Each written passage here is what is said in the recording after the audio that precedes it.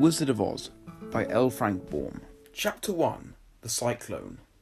Dorothy lived in the midst of the great Kansas prairies with Uncle Henry, who was a farmer, and Aunt Em, who was the farmer's wife.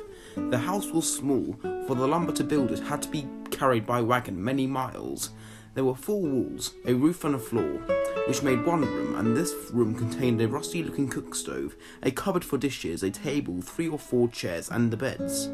Uncle Henry and Aunt Em had a big bed in one corner, and Dorothy a little bed in another corner. There was no garret at all, and no cellar, except a small hole dug in the ground, called a cyclone cellar, where the family could go in case one of those great whirlwinds arose, mighty enough to crush any building in its path. It was reached by a trap door in the middle of the floor, from which a ladder led down into the small dark hole. When Dorothy stood in the doorway and looked round, she could see nothing but the grey prairie on every side. Not a tree nor a house broke the broad sweep of flat country that reached to the edge of the sky in all directions. The sun had baked the ploughed land into a grey mass with little cracks running through it. Even the grass was not green, for the sun had burned the tops of the long blades until they were the same grey colour to be seen everywhere. Once the house had been painted, but the sun blistered the paint and the rains washed it away, and now the house was as dull and grey as everything else. When Aunt Em came here to live, she was a young, pretty wife. The sun and wind had changed her too. They had taken the sparkle from her eyes and left them a sober grey. They had taken the red from her cheeks and lips, and they were grey also. She was thin and gaunt, and never smiled now. When Dorothy, who was an orphan, first came to her, Aunt Em had been so startled by the child's laughter that she would scream and press her hand upon her heart whenever Dorothy's merry voice reached her ears, and she still looked at the little girl with wonder that she could find anything to laugh at. Uncle Henry never laughed. He worked hard from morning till night, and did not know what joy was. He was grey also, from his long beard to his rough boots, and he looked stern and solemn and rarely spoke.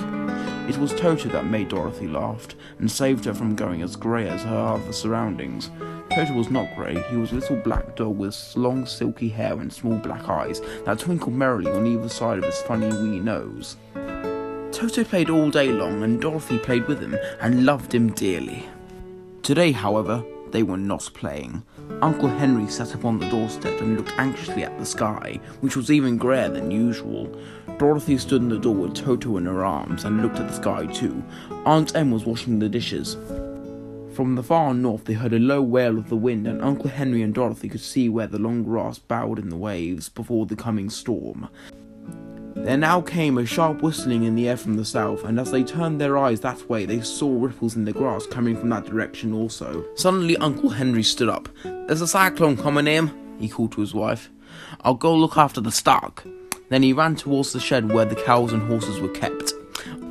Aunt Em dropped her work and came to the door. One glance told her of danger close at hand. "Quick, Dorothy!" she screamed. "Run for the cellar!" Toto jumped out of Dorothy's arms and hid under the bed, and the girls started to get him. Aunt Em, badly frightened, threw open the trap door in the floor and climbed down the ladder into the small dark hole. Dorothy caught Toto at last and started to follow her aunt.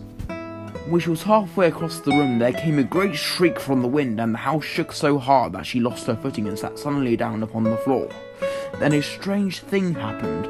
The house whirled around 2 or 3 times and rose slowly through the air. Dorothy felt as if she was going up in the balloon.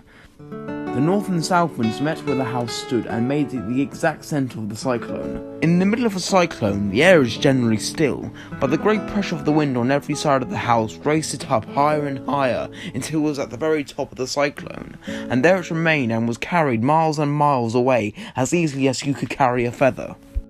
It was very dark, and the wind howled horribly around her, but Dorothy found she was riding quite easily. After the first few whirls round, and one other time when the house tipped badly, she felt as if she were being rocked gently like a baby in a cradle. Toto did not like it. He ran about the room, now here and now there, barking loudly, but Dorothy sat quite still on the floor and waited to see what would happen. Once Toto got too near the open trapdoor and fell in, and at first the little girl thought she had lost him, but soon she saw one of his ears sticking up through the hole, for the strong pressure of the air was keeping him up, so that he could not fall.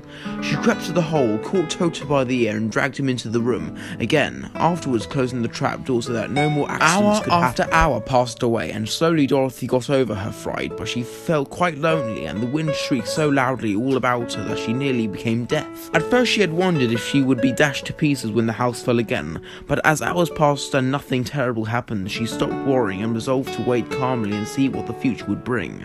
At last she crawled over the swaying floor to her bed and laid down upon it, and Toto followed and lay down beside her.